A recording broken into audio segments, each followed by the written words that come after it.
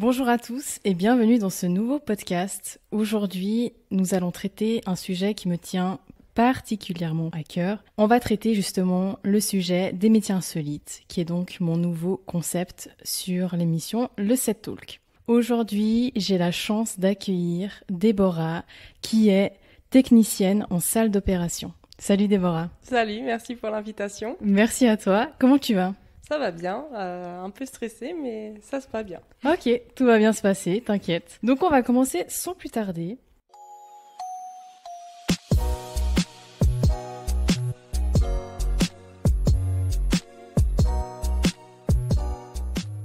Déborah, dis-moi quel est le rôle d'une technicienne en salle d'opération. Alors le métier d'une technicienne en salle d'opération est un métier qui est directement lié au bloc opératoire, d'un point de vue médical et technique, qui en fait a deux rôles principaux. C'est soit instrumenter et assister le chirurgien à son opération et anticiper toutes ses demandes, ainsi que faire attention à l'hygiène et à l'asepsie. Et il y a le deuxième facette du métier qui est en rôle dite de circulante, qui consiste en fait à préparer les bons de pathologie, donc les analyses à envoyer au laboratoire, préparer le matériel qui on peut avoir besoin et donner le matériel non stérile et le donner stérilement pour l'instrumentiste. Ok, waouh. C'est super intéressant du coup. Et dis-moi quel a été ton déclic ? Pourquoi tu t'es dit un jour j'ai envie de faire ce métier-là ? Alors en fait, précédemment, j'ai fait le métier d'assistante vétérinaire et le cabinet où j'y étais était spécialisé surtout dans la chirurgie dite traumatologie, donc les fractures, X, Y, Z par exemple. Mm-hmm. Et mon supérieur, mon patron s'est rendu compte que je demandais beaucoup à venir du côté bloc opératoire pour assister, même tenir un petit écarteur ou de nettoyer tout le matériel après ou de préparer en amont ce qu'il faut. Et c'est tout simplement lui qui m'a soufflé qu'il y avait le métier d'instrumentiste, donc technicien en salle d'opération, au bloc opératoire. Et ce qui m'a poussé à le faire, c'est qu'en fait, tout simplement, j'ai regardé sur le site internet et je pensais qu'on devait faire des études après qu'on teste, des grosses études. Et en fait, pas du tout. C'était un CFC, peu importe le métier, qui était valable pour commencer la formation, ainsi qu'un stage de 5 jours fait à l'avance pour être sûr que c'était bien ce qui m'intéressait. J'ai fait le stage et c'est là où je me suis dit, c'est bon, je vais faire ça. C'est fait pour toi, quoi. Voilà. T'as trouvé ta voie. C'est ça, c'est exactement ça. C'est dès le premier jour, j'ai tout de suite écrit à mes parents. Ouais. Je dis voilà, je vais partir dans les études là-dedans. C'est incroyable. Vraiment, c'est super, bravo. Merci. Et ça fait combien de temps du coup que tu pratiques ce métier ? Alors, ça va faire 3 ans que je suis diplômée, donc au total. Plus ces études, j'irai 6 ans, parce qu'il y a un petit peu de pratique durant les 3 ans de formation, donc 6 ans de pratique. Et ça fait quoi comme sensation quand tu vois une opération se faire pour la première fois ? Est-ce que, tu sais, moi, quand je regardais à la télé les séries là où, tu sais, ils font une opération et puis tu vois tout le corps et l'intérieur du corps, et moi, ça me répugnait en fait. C'est quoi la sensation de voir ça pour la première fois en vrai ? Alors, la première fois que j'ai vu, on va dire, un corps ouvert, ou l'intérieur d'un corps plutôt, c'était plutôt de la curiosité. C'était pas du dégoût ou du « oh mon Dieu » ou j'ai ça dans mon ventre, c'est horrible. Au contraire, c'était « waouh, j'ai ça » et en fait, telle maladie peut être provoquée suite à un petit truc ou un truc tout bête, par exemple une appendicite, la chirurgie plus connue on va dire. Ouais. On s'imagine tout de suite que c'est un gros truc, qui fait une énorme infection. Et en fait, on se rend compte que c'est la longueur du petit doigt. C'est vraiment tout petit. Et tu dis, sérieux ? Tout ça, ça peut te provoquer des douleurs intenses, voire si tu traites vraiment pas. Mais ça, c'est vraiment dans le pire des cas, ça peut te créer la mort. Et c'est là où tu dis, waouh, c'est impressionnant. Et c'est vraiment ce côté curiosité du corps humain, comment ça fonctionne et savoir de quoi on est fait tout simplement, qui m'a passionnée. Ok, super. Et est-ce que tu penses qu'une personne qui est sensible, imaginons à la vue du sang, à la vue des organes, est-ce que tu penses qu'elle pourrait une fois se désensibiliser pour faire ce métier-là, ou bien est-ce que c'est un petit peu... Pardon, il y a mon chat qui miaule.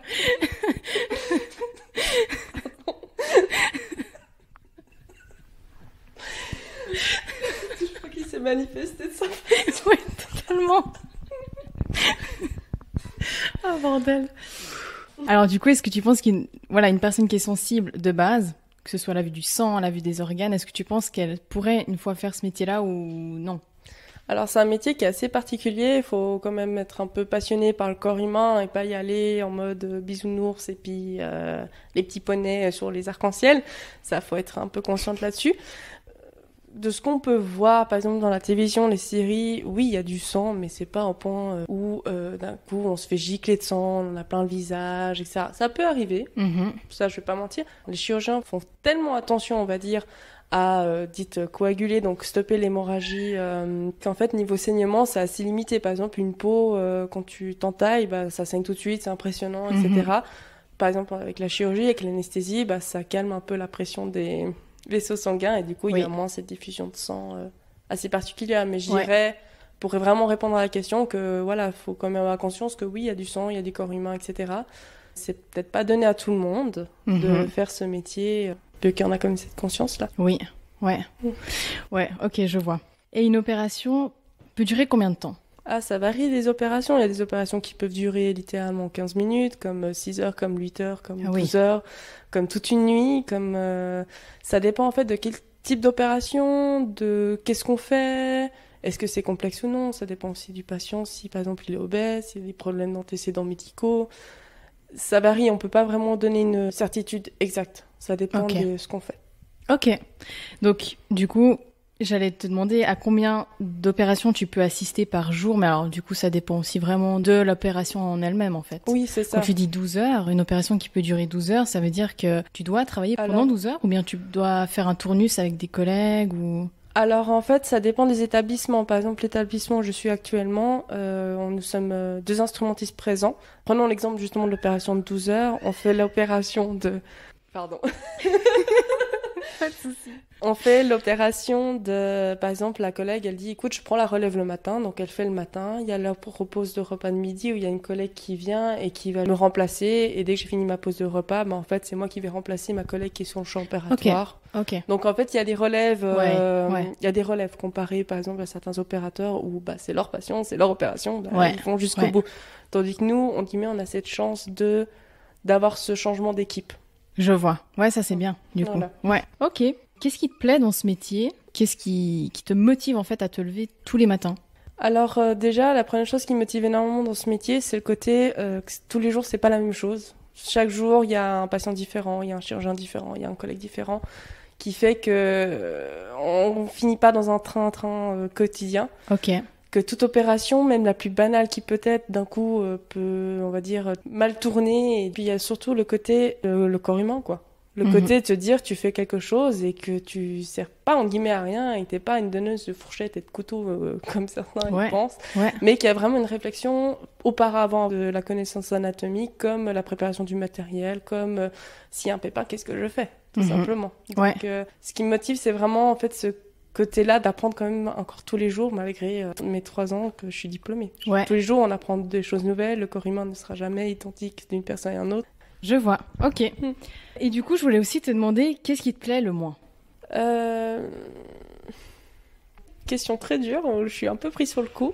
Pour être franche, ce qui me plaît le moins dans ce métier, j'arriverai pas trop à le dire, mais je dirais peut-être, selon certaines interventions, je dirais le manque de communication, qui fait que des fois c'est juste super désagréable de travailler dans des conditions où le chirurgien ne transmet pas certaines informations qui sont pour eux peut-être anodines, mais très importantes pour nous. Ok. Il y a ce côté-là qui est assez contraignant.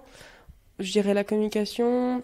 Je dirais, il y a certains opérateurs, après comme tout le monde, on a un collègue au bureau où ça passe pas et puis on est obligé de travailler avec. Il y a certaines fois, oui, des fois on voit certains opérateurs avec qui je suis, où je fais un gros soupir et je prends sur moi et je me dis, bon allez, on y va, et puis la journée va vite être finie. Je pense que c'est plus ce côté-là, c'est le côté, des fois ils peuvent être un peu désagréables, plus au niveau des chirurgiens comme des collègues. Ouais, ok. Si tu vois le chirurgien qui fait des erreurs pendant l'opération, est-ce que tu as le droit d'intervenir? Est-ce que tu te permettrais de le faire? Alors, tout dépend de la relation que tu as avec ton chirurgien. Il y a des chirurgiens où tu peux mettre subtilement des petites erreurs. Et là, c'est ah oui, c'est vrai. Puis il y a une réelle communication, donc c'est très important. Il y en a d'autres où on va pas du tout tenter.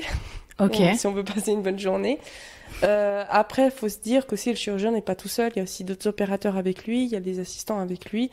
Nous, on est vraiment, on y met le plus en arrière, malheureusement, du plan opératoire. Donc, s'il y a une erreur médicale qui se fait, c'est plus un chirurgien qui va se permettre de lui dire ou de demander de changer sa technique. Ça peut arriver de notre côté, plus mettre en avant, par exemple, la sepsie, l'hygiène, en disant, vu que vous avez touché à une cellule un peu bizarre, est-ce que vous êtes d'accord qu'on change les gants, par exemple? Ouais. Mais là, c'est plus une proposition et pas une affirmation, on va dire ça comme ça. Ok, ouais, tu suggères en fait. Voilà, c'est plus dans la subtilité, jouer au serpent en fait. Ouais. Mais non, on peut pas vraiment intervenir d'un coup. Après, s'il y a des grosses fautes, un truc tout bête, par exemple, on a des stagiaires des fois qui viennent pour suturer les patients avec le chirurgien, bien sûr, sous la responsabilité du chirurgien.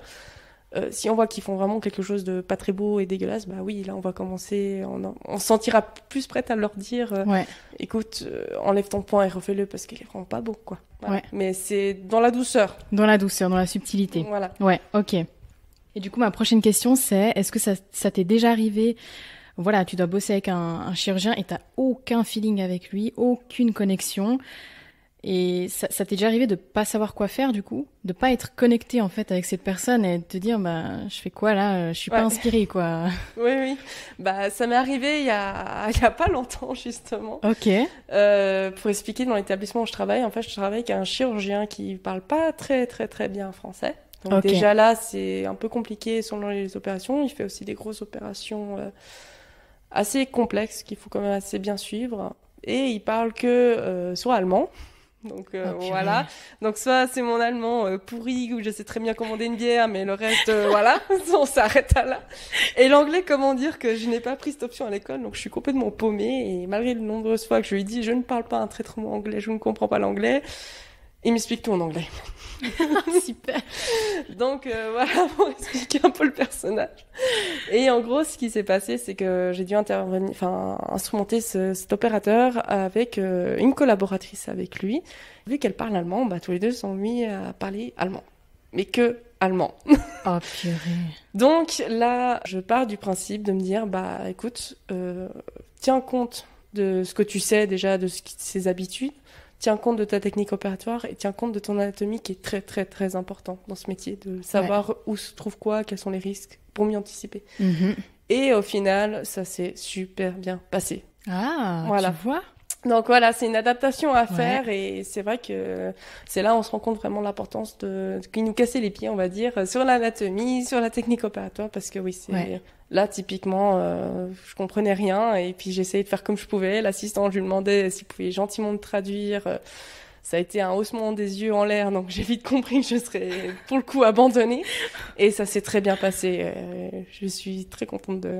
T'es fière de toi, du coup. Ouais. C'est cool, hein. Tu t'es bien adaptée. Ouais, c'est ça. Ouais, c'est trop bien. C'est trop bien. Tu participes à quel genre d'intervention ? Greffe, chirurgie ?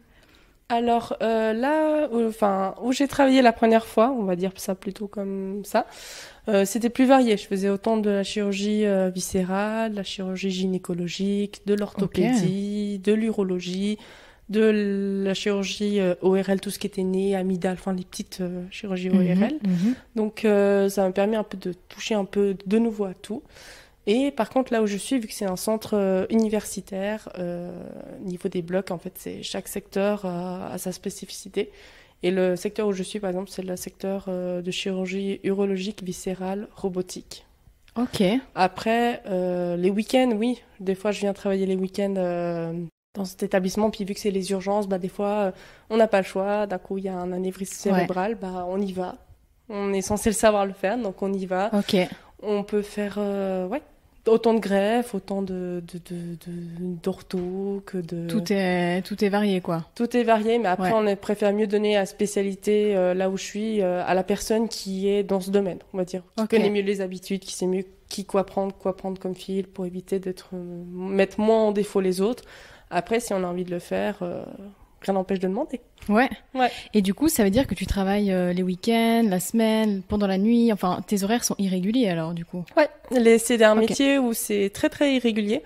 Ouais. Tu peux faire des horaires de nuit, donc de garde, comme de week-end, comme de jour, soit l'après-midi, le soir, soit le matin et tu finis l'après-midi. C'est très très très variable. Ok. Et ça te dérange pas ? Non, parce que je savais déjà que je m'engageais un peu là-dessus et puis via le précédent métier que j'avais fait, je savais que je faisais un peu d'horaires irréguliers, donc c'est pas quelque chose qui m'a énormément perturbée. Ok. Et combien de personnes sont présentes dans la salle d'opération, y compris le patient? Alors, vous êtes combien au total? Alors au total, il faut compter, imaginons, il y a le patient, donc ça fait 1. Il y a les anesthésistes, donc il y a l'infirmière anesthésiste et l'anesthésiste, donc ça fait déjà 3 au total. Il y a ce qu'on appelle dans certaines structures l'aide de salle, qui lui va accueillir le patient et installer le patient pour l'opération, que ce soit le plus adapté, en faisant tout aussi attention au point d'appui du patient pour éviter en fait des lésions nerveuses, des mal par exemple aux épaules à la fin de son intervention. Ok.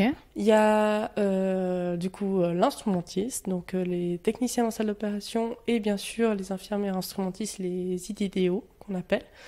C'est aussi on va dire, c'est la même formation que nous, sauf qu'elles ont le diplôme d'infirmière avant, tout simplement. Ouais. Donc dans une petite structure, il y aurait ça. Et après, il y a le chirurgien, il y a l'assistant, on compte toujours le stagiaire. Ouais. Toujours notre stagiaire, notre gentil stagiaire. Et du coup, ça fait à peu près, facile, je dirais 7-10 personnes. Quand même, hein. Ouais. Autour de... pour soigner une personne, tu vois. Ouais, donc pour une personne. Et puis chacun, en fait, chacun a son métier, chacun a ses responsabilités sur le patient. Mais c'est là qui est aussi magique dans ce métier, c'est que il y a différents rôles, mais pour une personne, pour soigner une personne, pour le confort du patient. Et c'est ça qui est juste incroyable. C'est ça, quoi. Et chaque rôle est important aussi, quoi. C'est ça. Il n'y a jamais de sous-métier, ça faut vraiment dire. Et j'en remercie toujours à mes collègues pour leur travail. C'est trop chou. Est-ce que les hôpitaux, les cliniques, enfin les établissements où justement il y a les chirurgies, enfin les opérations, etc. Est-ce qu'ils sont en manque de techniciens en salle d'opération? Est-ce qu'il y a un manque? Oui. Parce qu'il n'y a pas assez justement de personnes. C'est ça. En fait, c'est un métier qui est malheureusement très peu connu.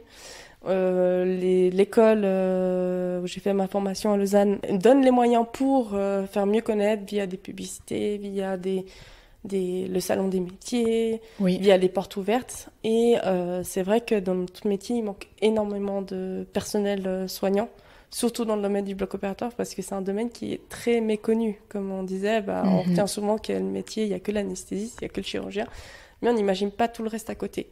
Ouais. Puis pour rassurer les gens qui veulent se convertir, qui se disent « Ah, est-ce que je dois changer de déménager carrément pour mon travail ?» Franchement, je peux vraiment rassurer les personnes en disant que voilà, moi j'ai fini mon métier.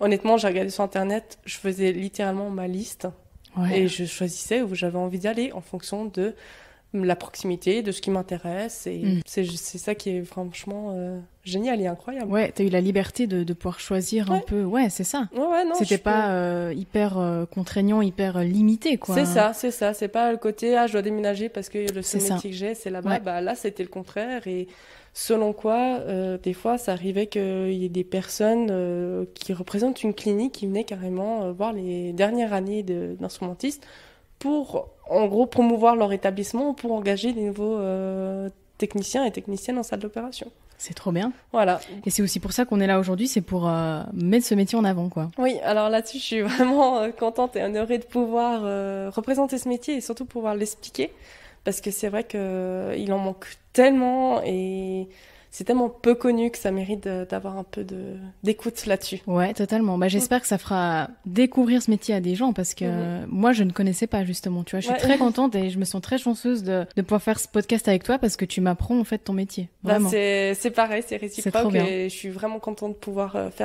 promouvoir le métier et de faire connaître ce métier, surtout. Oui. Et merci infiniment aussi d'avoir invité pour ça, parce que... merci à toi. Super contente, en tout cas. Ouais, trop bien. Donc, un de tes rôles, Déborah, c'est également d'accueillir le patient, de lui expliquer un peu comment ça va se passer, de le rassurer. C'est un de tes rôles aussi. Oui. Alors, c'est aussi un de nos rôles dans nos cahiers des charges, donc de responsabilité. C'est surtout, en fait, d'aller accueillir le patient, bien sûr, se présenter. Et il y a toutes les personnes qui nous écoutent et qui vont peut-être se faire opérer, enfin je l'espère pas. Si on vous repose la question 150 fois la même chose, c'est tout à fait normal, c'est des mesures de sécurité pour éviter toute problématique par la suite et ainsi assurer le confort opératoire. Qui est en fait tout simplement, on va poser la question de l'identité du patient, donc le nom, le prénom, la date de naissance, de quoi ils viennent se faire opérer, si ils ont des allergies, car c'est aussi très important parce qu'on a certains produits où des patients peuvent faire des réactions, voire des chocs anaphylactiques. Donc ainsi anticiper tout ça. Et surtout s'ils n'ont pas des prothèses métalliques dans le corps, car en fait dans le bloc opératoire on utilise des dispositifs médicaux qui ont des ondes électriques, on va dire ça comme ça, et en fait ça va attirer sur le métal. Et si par exemple il y a une prothèse de genou et puis on n'a pas bien mis la plaque de mise à terre, bah en fait ça va créer des brûlures au niveau du genou. Waouh. Donc vraiment tout ça pour limiter. Et bien sûr, bah, s'ils ont des questions, on est là aussi pour leur expliquer, aussi pour les rassurer. Des fois, il y a des patients qui sont stressés et puis on est là aussi pour qu'ils soient bien au moment où ils sont endormis par les anesthésistes. Ça rejoint aussi un petit peu ma prochaine question, c'est que si un patient est beaucoup trop stressé, qui en pleure, qui est totalement en panique, vous faites quoi? Enfin, c'est quoi Ma stratégie? Ta stratégie? Alors là, j'irai ma stratégie du coup. Bien sûr, c'est toujours aller se présenter. Hein. C'est toujours très angoissant de voir des gens qu'on connaît pas, de pas savoir ce qu'ils font. Donc moi, je fais d'abord, bien sûr, je me présente, je me dis bonjour, je m'appelle Déborah, je suis une instrumentiste, je serai là pour votre opération. On voit tout de suite si les patients veulent communiquer ou non. Certains, ils ont besoin de parler pour se rassurer. D'autres, ils sont complètement fermés à la discussion. Et à ce moment-là, on essaie quand même de faire ce qu'on appelle le signing, donc c'est-à-dire poser les questions de sécurité. Et si ça se fait pas, c'est une communication qu'on fait, bien sûr, préalablement à l'avance par l'anesthésiste et nos aides-soignants qui ont réceptionné le patient avant. Ok. Il y a ça, plus les documents fournis avec. Donc c'est déjà noté, les allergies, tout ça, donc on se fie plus là-dessus. Il y a ça, ou sinon le contact physique, tenir une main, des choses comme ça. Des fois j'essaye, mais on sent tout de suite quand un patient est d'accord de ce contact ou non. Et s'ils veulent pas, bien sûr, nous on reste dans notre coin et on dit plus rien, on met au plus confortable pour que l'anesthésiste puisse nous dormir au calme. Ouais, ok. Voilà. Ok, je vois. Je vais faire une petite coupure dans l'interview. Ça va être une petite activité entre guillemets. C'est un petit peu En fait, quand j'étais en apprentissage employé de commerce, j'ai dû faire un TA, on appelle le travail autonome. Et j'avais décidé de faire sur faut-il faire don de ses organes après sa mort, en fait. Tu as tout à fait le droit de ne pas vouloir y répondre, mais c'est un petit peu des questions un peu débat que j'ai mis là. Ouais. Est-ce que toi, tu es pour ou contre le don d'organes? Est-ce que tu es pour donner tes organes ou pas?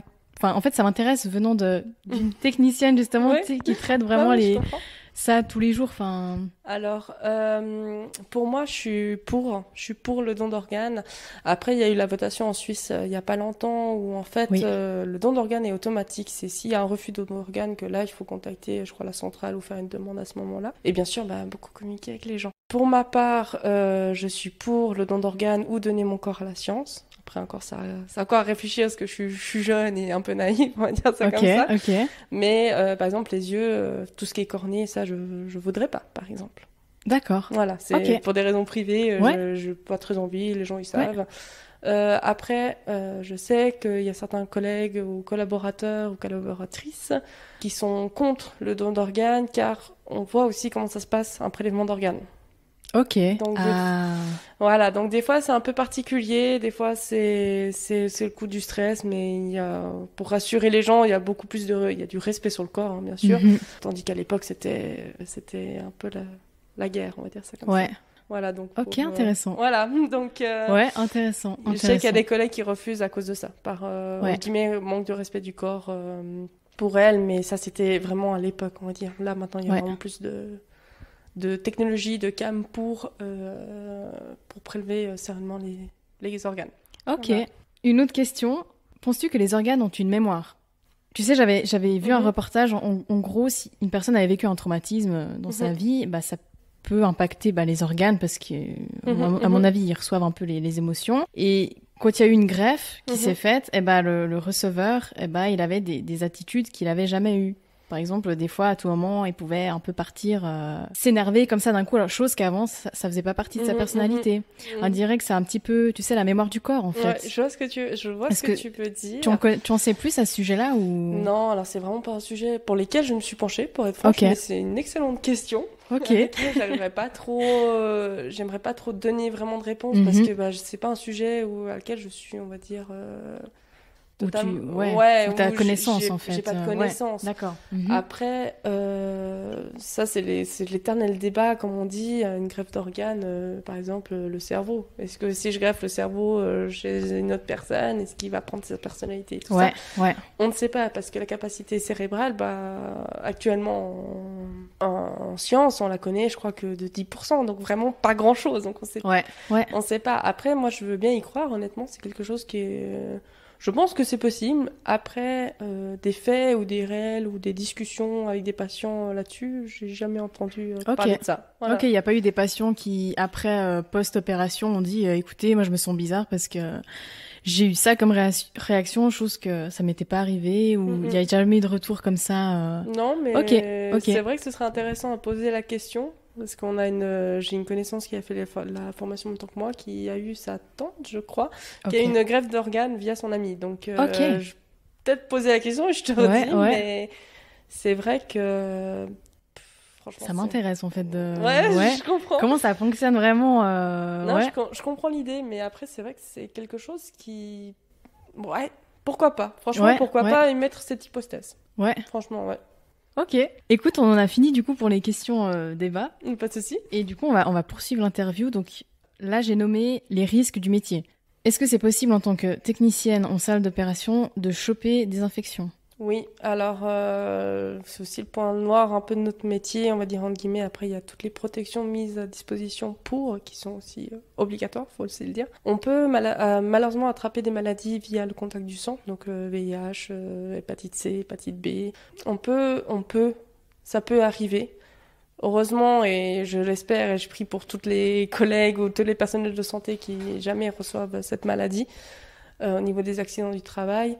C'est pour cela qu'on met en place, par exemple, il y a une procédure de base qui est mise en place quand tu instrumentes, c'est-à-dire mettre des visières de protection, mettre des gants, toujours doubler les gants, bon ça c'est obligatoire.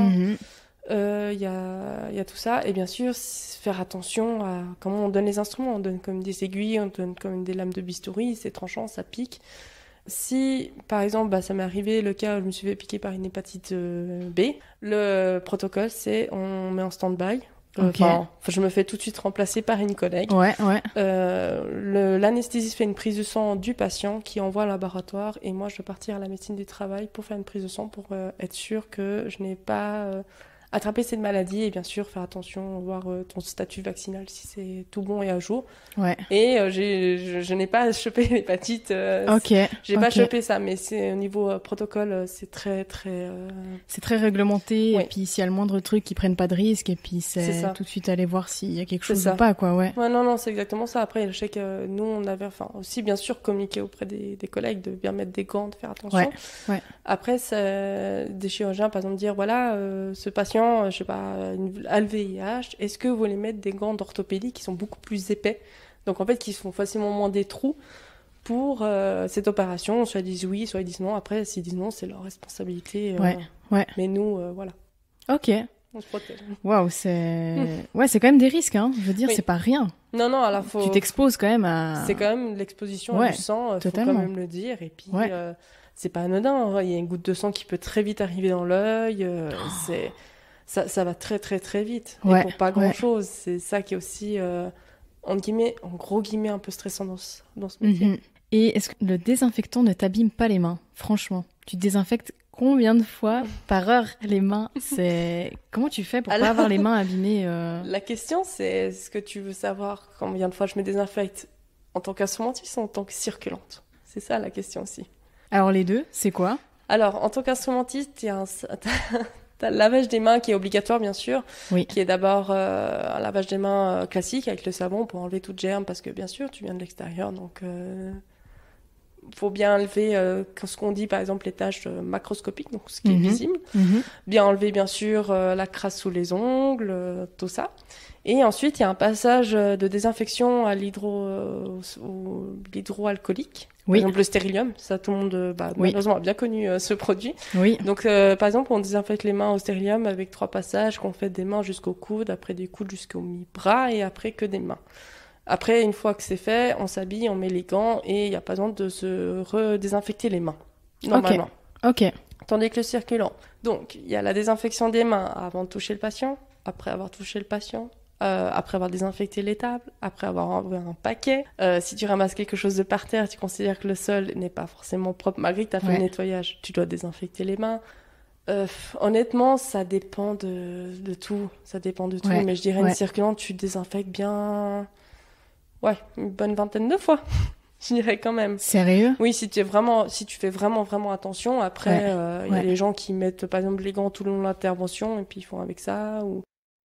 Ça dépend vraiment de tout. Ça dépend vraiment de tout. C'est vrai que des fois, je le fais de manière sans réfléchir. Je me désinfecte d'un coup les mains, puis je sais même pourquoi je me désinfecte les mains. Puis c'est un réflexe, quoi. Ça, là, c'est vraiment un gros réflexe qui est resté. Mais je dirais bien une bonne vingtaine, une bonne trentaine de fois. Purée, Plus tu le fais, mieux c'est, entre guillemets, pour limiter les germes et les microbes, pour éviter de donner aux patients. Mais c'est vrai que... Mais du coup, tes mains, elles prennent cher parce que ça abîme, quoi. Enfin, Alors, certains produits, des fois, tu peux faire des réactions. Donc, tu changes, par exemple, de marque ou de type de produit. Du coup, c'est souvent... Et ça, je me souviendrai toujours. Merci à ma prof. Durant ces 3 ans de formation, qui me disait, mettez une crème hydratante au bord de votre lit. Je m'en fiche, vous désinfectez les mains au minimum 1 fois par jour. Et c'est vrai que les mains, ils en prennent des fois un peu cher. Donc, il y a ça ou... il y a ça, en fait. Il y a totalement. Que ça à faire. Des soins crème hydratante pour les mains, classique. Ok. Est-ce que c'est dangereux de manipuler les outils médicaux? Est-ce que c'est des outils tranchants? Est-ce que c'est dangereux, en fait? Oui. Tout dispositif médical peut devenir dangereux, ça, faut pas l'oublier. Déjà par la présence de taches sanguines qui peut être dessus, une mauvaise manipulation, d'un coup, je sais pas, je touche... ma collègue a fini, je débarrasse sa table, je touche l'instrument, sans gants, là je me ferais taper sur les doigts, sans gants, et d'un coup je me gratte sous l'œil, voilà. Typique, une transmission de maladie sanguine qui devrait pas aller avoir lieu, un truc tout bête. Il y a des choses comme ça, sinon... Je suis partie loin de ça. J'étais la merde, c'est pas grave. Non, est-ce que c'est dangereux de manipuler, en fait, ces outils? Oui, le côté tronchant et tout. Pas de souci. Alors oui, en fait, t'as les dispositifs médicaux qui sont tranchants, par exemple les pointes de bistouri électrique, les aiguilles pour suturer. Il y a des instruments qui sont pointus. Il y a surtout tout ça, en fait, en termes de manipulation qu'il faut faire attention, et aussi de comment tu donnes au chirurgien. Parce qu'il n'y a pas que toi qui risque de te couper, c'est aussi au chirurgien si, par exemple, tu donnes mal ton instrument, ou, je sais pas, tu fermes la pince sur le doigt alors qu'il fallait pas. T'es aussi responsable de ça. Ah ouais, tu dois faire gaffe aussi à ça, quoi. Et comment tu gères le stress en cas d'hémorragie? Est-ce que c'est déjà eu arrivé, hein? Alors... Est-ce qu'il y a une opération qui a un peu mal tourné dans le sens, et puis t'es un peu... Comment tu gères ça? Franchement, t'es tellement pris dans une bulle que tu suis. Tu suis. Et la seule personne qui, entre guillemets, peut te guider, c'est le chirurgien qui va te demander ce qu'il faut.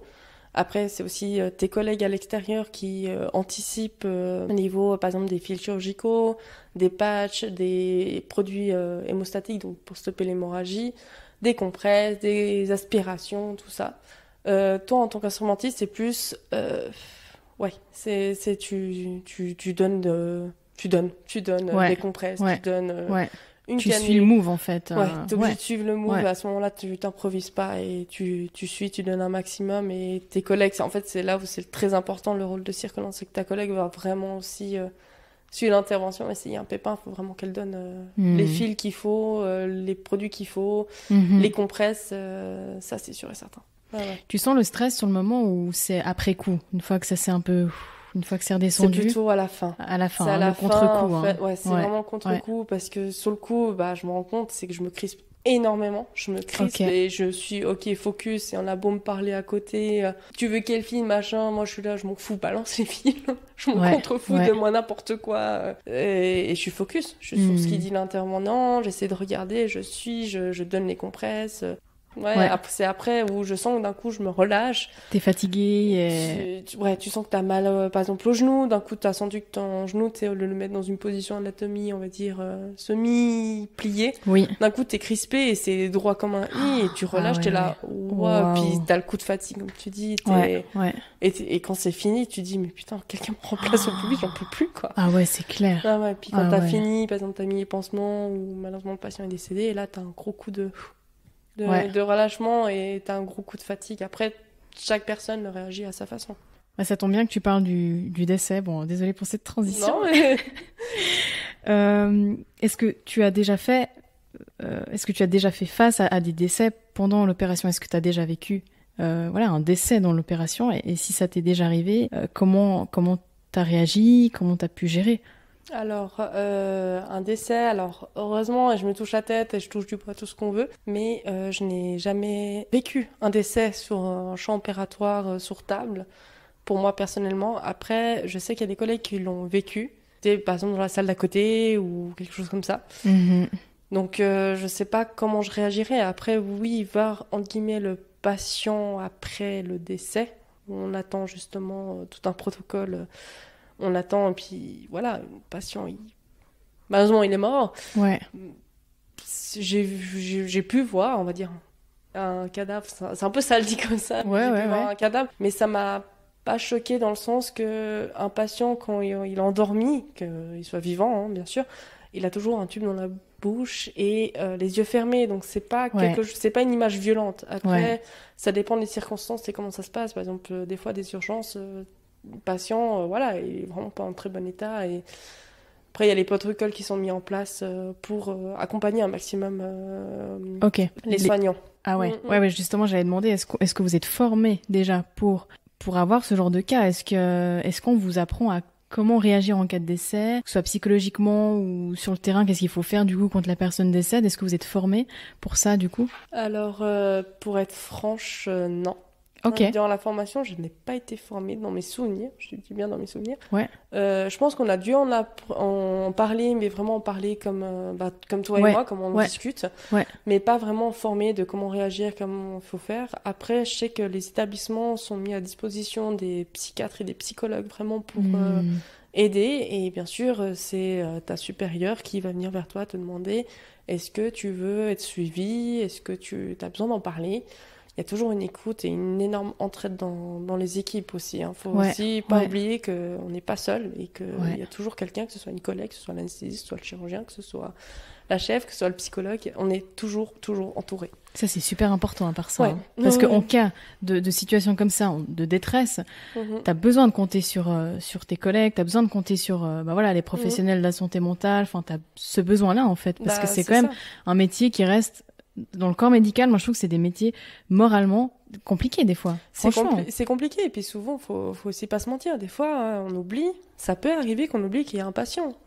C'est affreux à dire, mais Ouais, des fois, ça ouais. peut arriver qu'on regarde et on n'est plus vraiment cette conscience. Et Ouais. c'est, entre guillemets, une fois les champs enlevés, qu'on se dit, waouh, enfin, c'est quand même une personne. Ouais, c'est Et ça. c'est vrai que 2-3 fois, ça arrive et t'es dans l'euphorie de Ouais. l'opération, c'est trop génial, c'est une grosse opération que j'ai jamais fait. Tu dis, ouais, quand même, je souhaiterais à personne d'avoir ce genre de choses. Mhm. C'est aussi ça que je sensibiliserais beaucoup plus là-dessus. Parce que souvent, en fait, on cache le visage et on n'a que le bout de peau ou d'organe qu'on opère et on oublie souvent qu'il y a un patient à côté. Ouais, pour toi, enfin, quand t'es dans le truc, c'est limite un bout de peau, quoi, et c'est limite un organe que tu vois, mais derrière, il y a vraiment, la personne. Enfin, c'est une personne, quoi. Ouais, non, c'est Donc, ça, ouais. mais c'est vrai que heureusement, et encore heureusement, j'ai la conscience de me dire c'est un être humain. C'est un Oui. être humain, mais Oui. c'est vrai que 2-3 fois, t'es pris dans l'euphorie de la chose et tu oublies que il y a une personne derrière qui peut être parent, qui peut être... c'est affreux à dire, mais ouais. Et du coup, en cas de décès, qui l'annonce aux proches? C'est le rôle de qui? C'est le rôle de l'opératoire. Du chirurgien, Oui, donc. du chirurgien, Ok, ouais. ok, ouais. Chirurgien ou médecin anesthésiste. Mais je crois Ouais. que c'est plutôt le chirurgien qui doit Ok. annoncer... Oui, c'est le chirurgien qui doit Ouais. annoncer le décès. Malheureusement, dans notre métier, on n'a pas de suivi du patient. Ouais. Ouais. On est vraiment là pour l'opération et Ouais. le avant et le après, on n'en sait rien. Ok, Mm. très bien. Et maintenant, le côté, on va dire, un peu plus émotionnel. Donc, qu'est-ce qui a changé en toi depuis que tu pratiques ce métier-là? Est-ce que tu vois la vie différemment? Oui. Oui. Ok, Ouais, ok, ouais. intéressant. Oui, parce que faut pas se mentir, que là où tu prends vraiment conscience que tu es en bonne santé et que tes petits chichis de, je sais pas, de temps en temps j'ai mal au genou, c'est affreux, jamais je vais vivre comme ça, etc. En fait, quand on voit carrément des patients qui ont ton âge, littéralement, tu vois, sous le dossier, et qui se font opérer de cancer, ou par exemple un truc tout bête, un accident de la route, ou Ouais. une personne alcoolisée qui saute dans la piscine et qui ressort, qui est paraplégique. Et c'est plus une conscience de me dire, waouh, enfin, je suis quand même, j'ai quand même une bonne santé, j'ai vraiment de la chance d'eux, et c'est surtout ça que ça m'a fait prendre conscience. Et je me rappelle que quand on s'était rencontrés la première fois, tu m'avais même dit que il arrivait que ce soit aussi des jeunes qui viennent pour se faire opérer, et tu dis finalement ça te fout aussi un peu une claque parce que tu te dis ouais, on est jeune, on est invincible quoi, limite. C'est ça. Et en fait pas du tout. C'est ça. Souvent tu te dis les personnes qui se font opérer, c'est les personnes âgées, c'est nos centenaires, et pas du tout. Souvent c'est des gens qui sont soit à l'âge de tes parents aussi. Ça fait un sacré coup de te dire ouais, mes parents ils sont vachement en bonne santé, ils sont vachement bien. Ouais. C'est aussi ça qui fait assez peur. Et le côté où c'est ton âge, tu dis attends, la personne vient de se faire opérer d'un cancer et puis on lui enlève la moitié, je sais pas, des organes, c'est quand même violent. Ouais. Et tu dis, toi, tu dis mais waouh, enfin, c'est là où tu prends vraiment conscience de la santé et de la chance que tu as au niveau de la santé, de ta santé en général. Ouais, tu te sens quand même reconnaissante. Puis bon, tout peut basculer du jour au lendemain aussi, dans le sens où on n'est pas à l'abri, quoi. Même si on est jeune, en bonne santé. C'est exactement ça. C'est aussi ce côté-là où en fait, tu sais que t'es à l'abri de rien et qu'un petit accident tout bête à la con, ça peut vite partir en cacahuète. Comme le côté, je prends le scooter et puis il fait trop chaud, je me mets en short. Voilà. Il y a un accident, il y a le goudron, tu finis cramé au 3e degré sur la cuisse, c'est pas les plus fous. C'est pas incroyable. Voilà. Et si toi, une fois, tu devrais te faire opérer, est-ce que tu serais stressée ou pas du tout? Sachant que tu sais ce que ça fait, quoi. T'as pas peur de cet inconnu. Alors, dans mon côté personnel, j'ai dû me faire opérer cette année. Et c'est vrai que, étonnamment, j'ai pas eu ce côté de stress en me disant « Oh mon Dieu !» comment ça va se passer, etc. Honnêtement, j'étais même beaucoup plus détendue que ça. Ah, tu vois. Après, ça dépend de quoi tu te fais opérer. Hein. Oui. Je dis par là, moi, je me suis fait opérer d'un petit truc gnangnan, et puis je savais très bien comment ça se passait au niveau de l'anesthésie, je savais très bien comment ça se passait au niveau opératoire. Avec les chirurgiens. Du coup, ça aide quand même. Oui. Le fait que tu pratiques ce métier, ça aide du coup à bien relativiser et dire oh mais c'est bon, je sais les étapes limite quoi, je sais exactement comment ça va être. C'est exactement ça. C'était bon, je sais qu'il va faire telle étape, on va m'installer comme ça, que ça va faire comme ça va durer à peu près 1h30. Sans déconner, au réveil, j'arrive même à regarder l'heure, je fais c'est un peu plus d'1h30, donc ils ont dû faire un truc un peu plus. Et c'est vrai quand tu poses la question, on fait oui, on a dû faire un peu plus. C'était la banque. Ça me tue. Ouais, non, mais c'est des consciences assez particulières. Mais non, mais pour dire à quel point aussi l'opérateur, quand j'ai été le voir, c'est vrai que c'était assez drôle quand il disait bon vu que vous êtes dans le métier, vous savez quels sont les risques, puis c'était limite un quiz et puis t'es là oui alors il y a ça. C'est très bien, bravo, vous avez bien étudié. C'est ça. Donc, vous faites un peu des blagues entre corps médical, si j'ose dire, en mode je pense que vous avez un peu vos blagues que vous faites entre vous, quoi, que seul vous pouvez comprendre. Oui, exactement. Après, c'est vrai que le métier qu'on a, c'est pas un métier tout rose, c'est un métier où franchement, il y avait pas d'humour.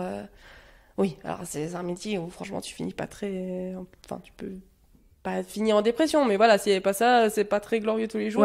Donc il y a besoin de cet humour noir pour aussi qu'on puisse un peu se détendre et puis c'est ça, mais passer aussi une bonne journée, hein, faut pas se mentir. Attends, c'est clair que si tu prends trop, si t'es une éponge et puis que tu absorbes tout et puis que tu prends tout pour toi, c'est clair que je pense que tu peux pas tenir. Il faut quand même, comme tu dis, faire de l'humour, même de l'humour noir. Alors, c'est bon, il y a pas mort d'homme alors qu'il y a mort d'homme. Voilà, c'est ça, exactement ça. Bravo, tu es dans l'humour noir. Non, mais totalement. Non, mais c'est vrai que souvent on est dans l'humour noir. Non, mais il faut qu'on. Puis ça reste entre vous, ça reste, c'est pas comme si vous faisiez ça devant la famille du patient. Je veux dire, ça reste quand même dans un. Entre vous, quoi. Il y a quand même un respect auprès du patient. Oui, c'est ça. Totalement. Mais après, c'est vrai que des fois, on se marre un peu de la situation. Des fois, il y a des situations, des anecdotes un peu euphoriques ou particulières et ça me fait rire parce que des fois, on discute avec les opérateurs par leur expérience. Qui, quoi, comment, et puis on se marre, et puis c'est vrai que ça détend vachement bien l'atmosphère. Ouais, c'est trop bien. Est-ce que tu te vois encore faire ce métier longtemps? Est-ce que tu... Ah ouais, c'est clairement ta voix, là. Très clairement. T'as pas hésité, quoi. Là, il y a vraiment pas de doute. Non, là, c'est sûr que déjà, première reconversion. Et c'est vrai que c'est une reconversion où, je me sens vraiment... Dans ton élément, quoi. C'est vraiment ta voix, en fait. Je sens que c'est ma voix, je sens que c'est quelque chose qui me parle, je sens que c'est quelque chose vraiment qui me passionne et qui me donne envie, en fait, de me lever. j'ai envie d'aller travailler, j'ai envie de me lever. Oui, bon, des fois, c'est dur de se lever à 5 heures du matin, mais on y va quand même. Ouais. Mais ouais, c'est T'as bon. pas ce truc de te dire je dois aller au travail, ça fait chier. Ça arrive Ouais. comme tout le monde. Ouais, ça arrive. Mais non, pas au point. Mais c'est pas tous les jours Non. où Non, tu te non, dis non. ça, quoi. Non, non. Ouais. Non, de sûr. C'est trop bien. Ouais. C'est trop bien, franchement, c'est trop bien. En Bah, plus, t'es jeune, je veux dire, t'as trouvé ta voie assez rapidement. Il y en a, ils la trouvent à C'est 40 ans, quoi, je veux c'est dire. ça. Après, c'est vrai que voilà, j'ai fait une formation avant et je connaissais pas du tout ça. Et grâce à mon patron et merci encore mon ancien patron, jamais j'aurais fait ça de ma vie. Ouais, totalement. Ouais, non. Ouais. Non, C'est je me trop vois vraiment projeter dedans. Et puis, s'il y a plus de fatigue, on va dire, émotionnelle ou physique, c'est diminution de temps de travail. Et puis, Mhm. enfin, pour ma part, ce sera plus une diminution de temps de travail qu'une Ouais. reconversion. Ouais. Après, on sait pas quoi l'avenir est fait. Ouais. Pourquoi aujourd'hui t'as accepté de venir faire cette interview? Alors, j'ai accepté de faire cette interview parce que, tout simplement, j'ai vu ton annonce via les réseaux sociaux. Et ça m'a beaucoup parlé parce que, comme on disait justement durant cette interview, c'est que le métier, en fait, de technicienne en salle d'opération, et technicien en salle d'opération, n'oublie pas messieurs, bien sûr, c'est un métier qui est très peu connu. Et si, de ma petite personne, je peux faire parler de ce travail et de ses inconvénients, comme ses avantages, ou comme des questions que tout le monde se pose et que personne n'ose poser la question, je le fais volontiers. S'il faut refaire un podcast là-dessus, je le refais volontiers. Si je dois refaire des interviews, je le fais volontiers. Enfin, Ouais. je l'ai fait vraiment dans l'objectif de faire connaître ce métier et puis aussi enrichir ta chaîne, Ah, ta c'est chaîne de gentil. podcast Ah, aussi. merci, c'est chou. En fait, j'ai eu beaucoup de plaisir à t'accueillir. Puis, comme on disait, quoi, il faut mettre en avant les métiers qui sont peu reconnus, les métiers aussi un peu plus insolites, etc. Et franchement, c'est pas un domaine qui m'attirait de base, le domaine médical. Quand tu m'as envoyé technicienne en salle d'opération, je me suis dit, oh là là, mais ça a l'air compliqué. Ça a l'air nul. Non, pas ça a l'air nul, Non, mais non, je me suis dit, non. ça va être compliqué, ça me parle pas. En plus, le domaine médical, ça me parle absolument pas. Puis c'est Et vaste, finalement, hein. je t'ai rencontré et je t'ai demandé, décris-moi une journée en tant que technicienne en salle d'opération. Tu m'as dit, ta. Ouais. Je me suis dit, en fait, il y a beaucoup de choses à exploiter, c'est génial. En fait, il y a énormément, ouais, tellement de changements et en plus d'évolution médicale, il y a aussi ça qui fait que je pense que je ne quitterai pas le métier. Ouais. C'est qu'il y avait tellement d'évolution. D'un coup, on faisait par exemple, des chirurgies de ventre ouvert. D'un coup, on fait de la chirurgie beaucoup plus avec une caméra qui limite vraiment au niveau des incisions. Ouais. Et maintenant, on passe à de la chirurgie robotique. C'est juste ça je me dis, wow, c'est quand Mais même l'évolution, quoi. c'est incroyable. Et te dire que à la base, c'est un robot qui était créé pour, par exemple, la guerre, par exemple, pour opérer les personnes, et en fait, pour sécuriser le chirurgien, lui, il peut opérer à l'autre bout du monde. Mhm. C'est juste incroyable. Te dire, waouh, on peut faire ça, et ouais, c'est Totalement. vraiment passionnant, en fait. Ouais. C'est vraiment passionnant, Ouais. et puis il y a tellement d'évolution.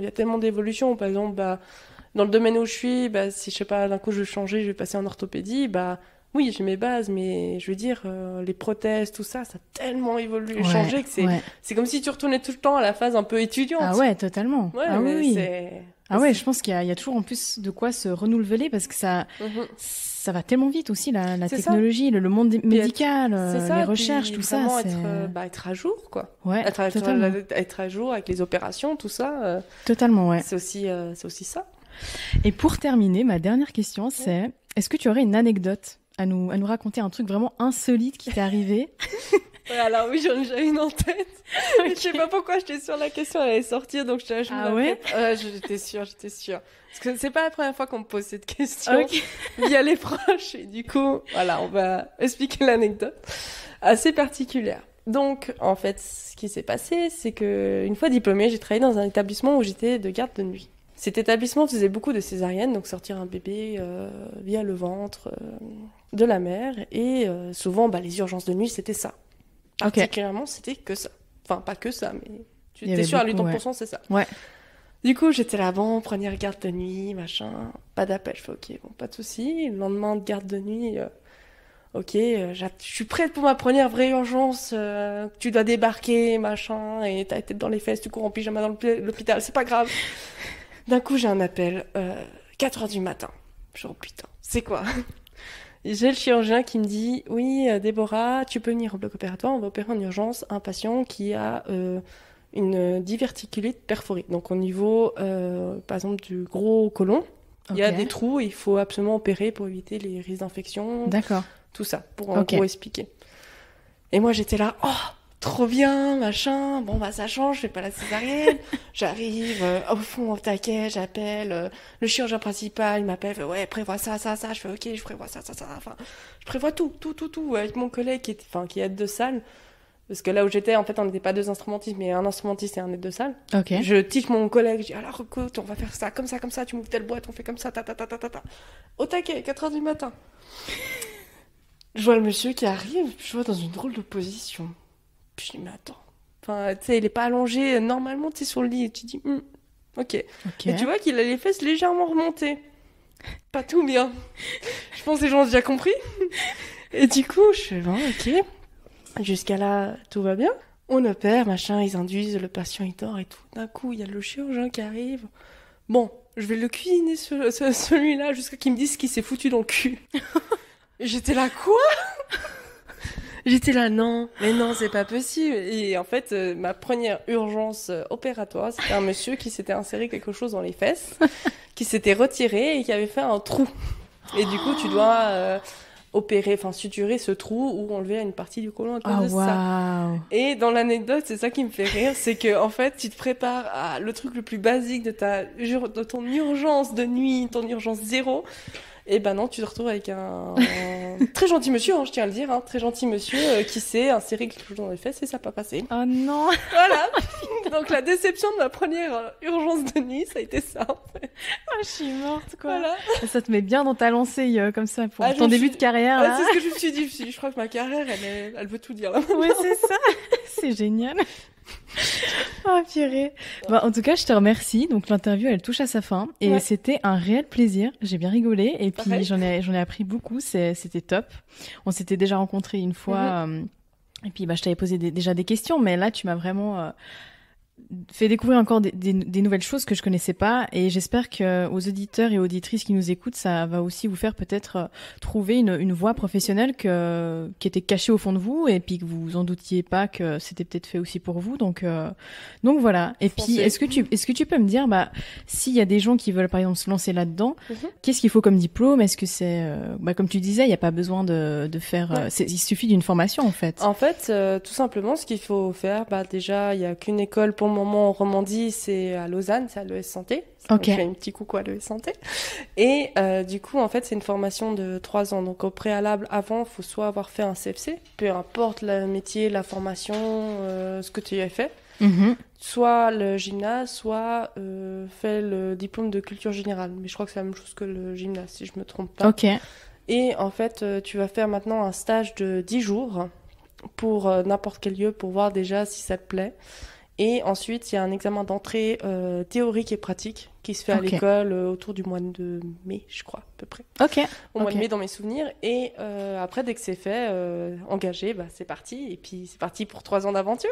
Mais tu vois, c'est pas... Moi, je me suis dit, domaine médical, ça va être 10 ans d'études, ça va être... Tu vois, et en fait, finalement, c'est quand même assez accessible. Aussi pour les gens qui veulent se reconvertir un peu plus âgés, on va dire, ou qui doivent payer un loyer, que c'est compliqué financièrement, tout ça. Il faut savoir aussi qu'il y a des hôpitaux qui engagent, qui font un cours d'emploi. Donc, tu peux quand même avoir ton salaire et ils payent ta formation durant 3 ans. Par contre, ça peut arriver que certains établissements te demandent une redevance de 1 an, 2 ans, 3 ans, en contrepartie de leur dévouement. Voilà. Mais c'est chouette, c'est ouvert à tout le monde en fait finalement. Oui, en fait, c'est vraiment ouvert à tout le monde et les gens, faut pas avoir peur et se dire parce que je suis jeune et j'ai fait un diplôme, je peux le faire. Aussi, les personnes qui ont de l'ancienneté, elles peuvent le faire. Je veux dire, dans ma volée, j'ai eu des personnes qui avaient 40 ans. Elles sont reconverties et tant mieux pour elles. Maintenant, elles sont diplômées et puis elles travaillent. Je suis super contente pour elles. C'est trop cool. Donc. En tout cas, Déborah, je te remercie infiniment d'avoir participé à ce podcast. J'ai passé un super moment avec toi. Merci à toi, ça m'a fait super plaisir en tout cas. Et en tout cas, je me réjouis d'avoir le retour des gens, de ce qu'ils en ont pensé. Et puis voilà. J'ai hâte aussi de lire les commentaires et de voir la suite en espérant aussi que ça va aider les gens aussi à savoir ce qu'ils veulent faire dans leur métier. Et merci infiniment encore pour l'invitation. Ok, merci à toi. Puis à tout bientôt sur le podcast du coup. À tout bientôt. Ciao. Ciao.